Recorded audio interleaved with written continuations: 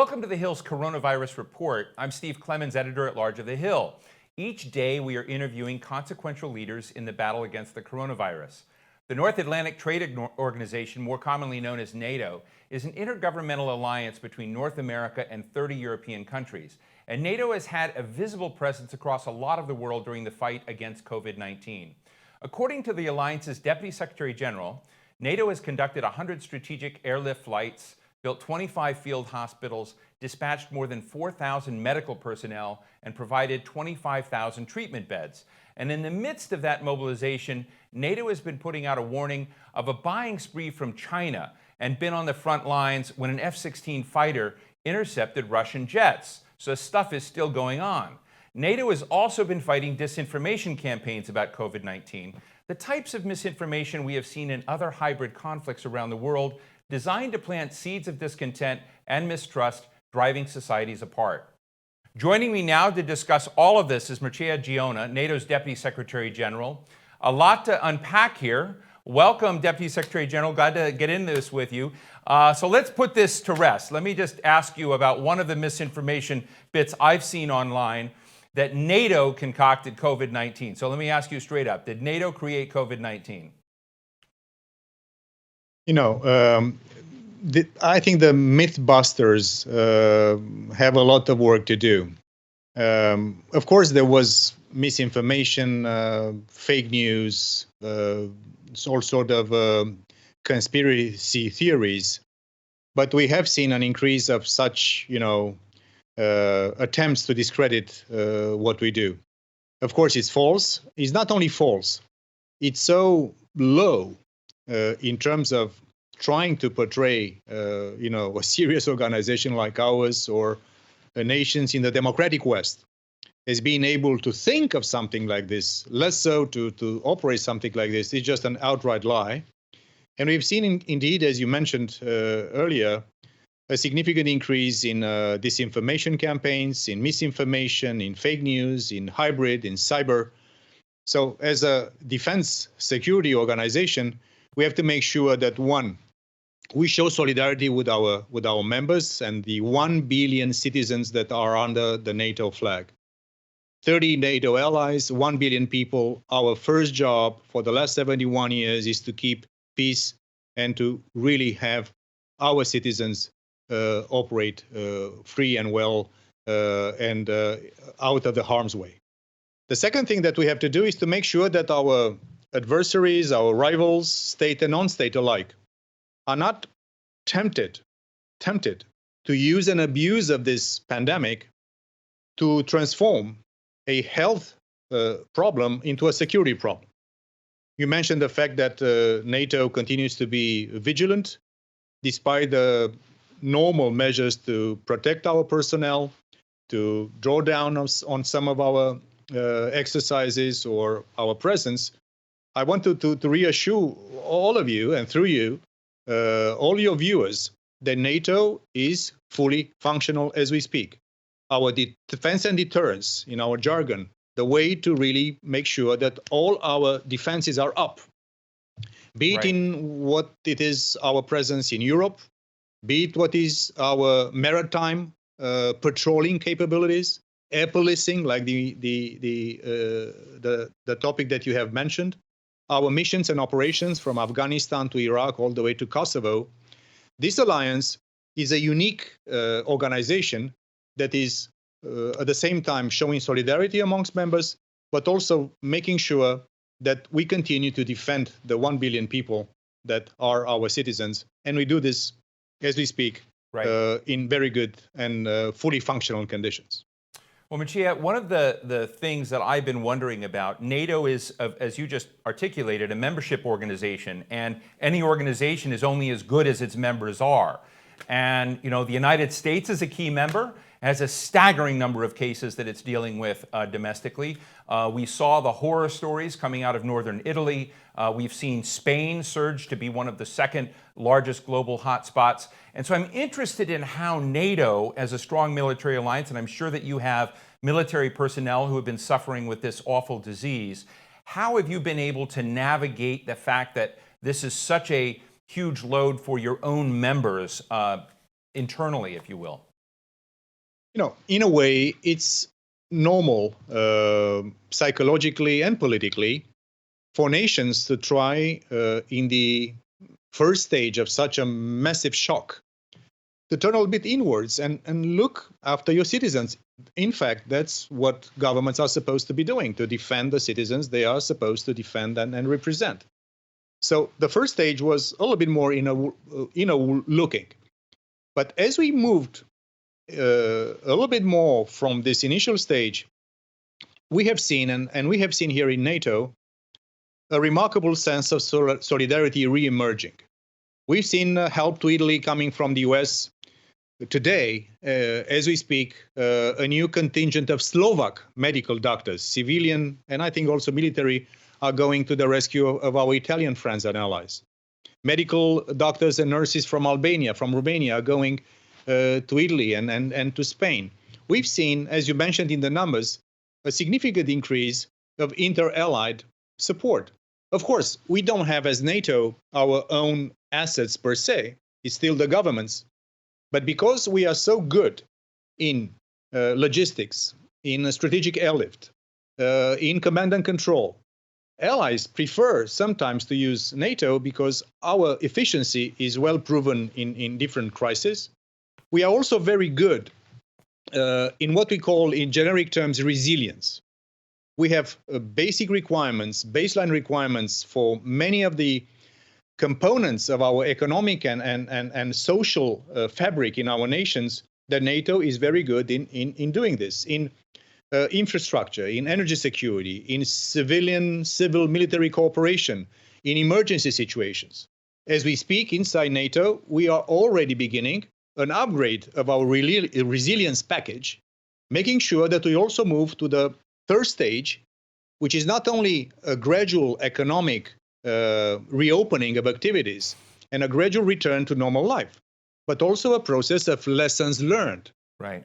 Because this is a pandemic, this is a major shock that has impact on us, and serious governments and serious organizations like the one in the political West and also inside the world community, they are drawing lessons on what we should do next to be better prepared and respond together.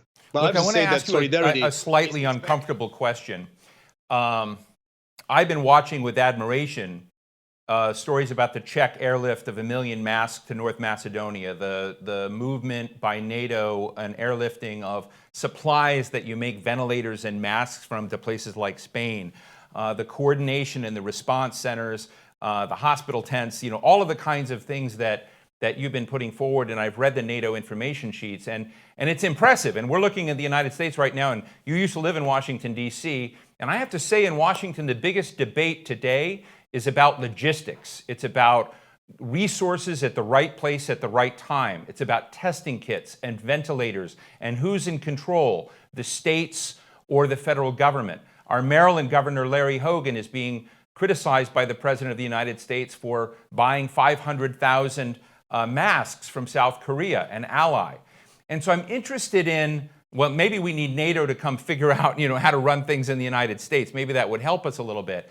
But is the United States playing a constructively positive role in your logistics picture? Because it doesn't feel that we're doing that for our own selves here in the United States. Let me tell you something, and this is another, a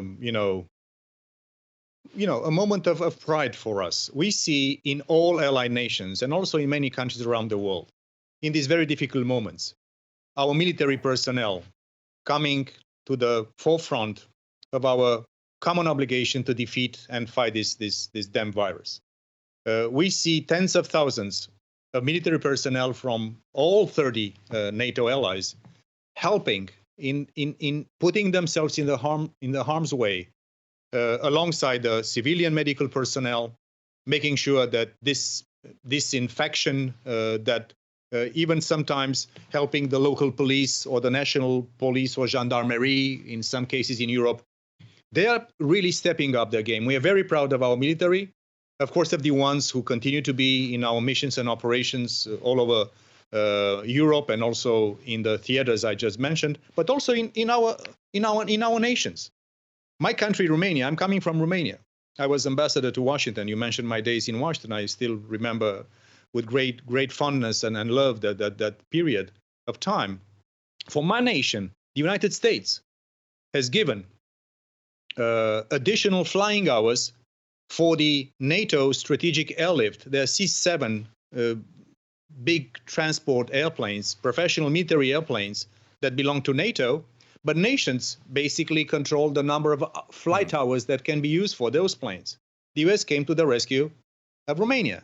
And Secretary Esper, in our defense ministerial meeting by VTC Secure Communication Lines just last week, mentioned the fact that this is happening. We are not in the business of telling nations what to do domestically, and even less so to get into domestic politics, especially in an election year in one country or another. But what I'm saying, that NATO is not the first responder. We are not supposed to be doing that.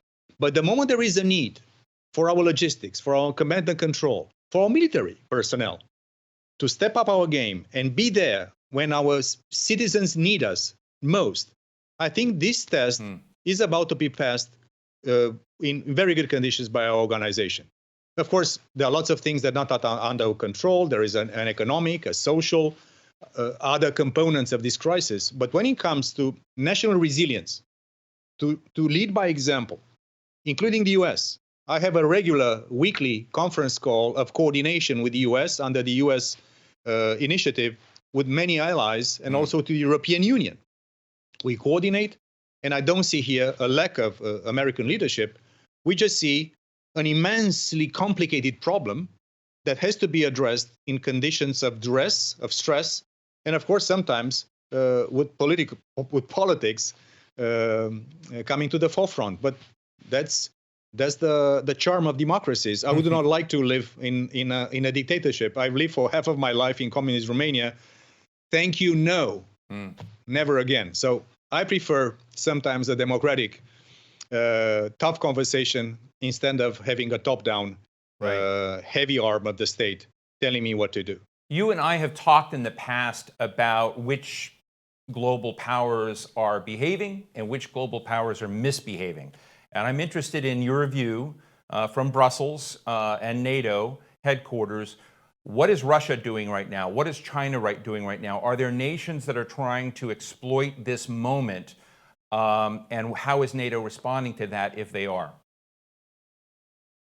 Listen, great power competition and competition in general is the name of the game since the beginnings of human society being organized. And this will continue as long as we live on this planet, or probably on different planets. But what it is very important to know, that such difficult circumstances should not be used and abused to really advance your narrow, selfish interest in moment of such difficulty. Of course, as I mentioned, there is a natural tendency to look inwards and to look after your own citizen and your national interests. Right. But I personally believe, and we do believe, that this volume, this combination of disinformation, fake news, conspiracy theories, combined with some form of soft power propaganda, what you can call a mask diplomacy. When you can say, mask diplomacy let's say, from China. A health Silk and Road initiative.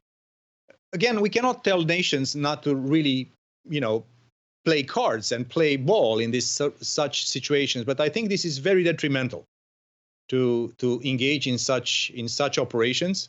And there is a deliberate, continuous, and now upgraded effort, especially by Russia, also sometimes by China, to really use this difficult moment to seed discord, mistrust, and to weaken our political democratic system in the political West. This is something that we have to fight back.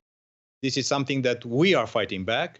You mentioned the fact that NATO, together with the EU and also with allies, we start to really tell the truth and also request our citizens, and this is also my personal plea, please, when you really try to get information, go to professional sources, go to Steve Clemons, go to people that have a record, and people like you, Steve, and like the publication you're working now and the ones before in your fantastic career. Right. Make sure that you really listen and internalize in such difficult moments information that has a little bit, at least, of double and triple checking like professional journalists do. And this is something I Right. believe is very important for us. And I do believe that we'll get out stronger from this fantastic, difficult period.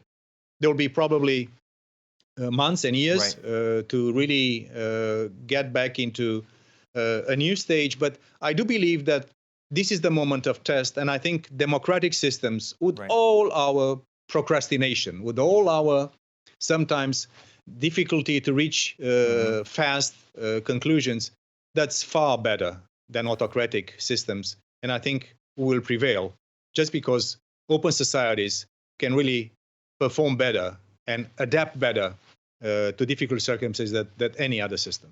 Well, that is a perfect place to end a great conversation. Mircea Geoană, Deputy Secretary General of NATO, thank you so much for sharing us a bit of the security, the global security dimensions of the coronavirus pandemic now. And thank you to all of you for joining us. Be safe, and we'll see you tomorrow.